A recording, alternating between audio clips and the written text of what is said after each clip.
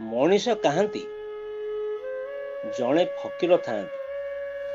କି ଦିନ କି ରାତି ସବୁବେଳେ ସେ ଦୁଇଟି ହାତରେ ଦୁଇ ଖଣ୍ଡ ଜଳନ୍ତା ମଶାଲ ଧରି ଚାରିଆଡ଼େ ବୁଲୁଥାନ୍ତି। ଯେଉଁଠାରେ ଲୋକଙ୍କୁ ଦେଖିବାକୁ ପାଆନ୍ତି ସେଠାରେ ଯାଇ ସେମାନଙ୍କ ମୁହଁକୁ ନିରୀକ୍ଷଣ କରି କିଛି ସମୟ ଚାହିଁ ରହନ୍ତି।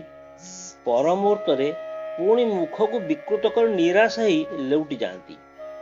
ଏହା ହିଁ ଥିଲା ତାଙ୍କର ନିତ୍ୟ ନୈମିତ୍ତିକ କାର୍ଯ୍ୟ।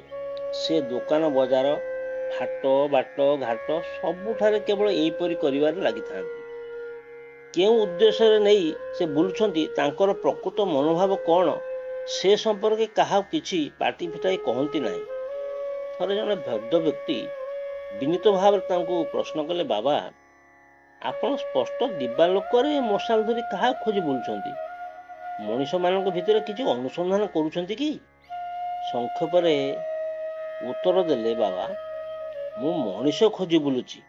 ଏହା ଶୁଣି ଭଦ୍ର ବ୍ୟକ୍ତିଙ୍କର ଆଶ୍ଚର୍ଯ୍ୟର ସୀମା ରହିଲା ନାହିଁ। ଫକୀରଙ୍କର ପ୍ରକୃତ ଉଦ୍ଦେଶ୍ୟ କ'ଣ, ତାଙ୍କର ପ୍ରକୃତ ଅଭିପ୍ରାୟ କ'ଣ, ତାଙ୍କୁ ଜାଣିବା ପାଇଁ ସେ କହିଲେ, ବାଟ ଘାଟ ହାଟ ବଜାର ସବୁଠାରେ ଲୋକ ପୋକମାଛି ପରି ସାଲୁବାଲୁ ହେଉଛନ୍ତି, ଅଥଚ ଆପଣ କହୁଛନ୍ତି ମଣିଷ ଖୋଜୁଛି।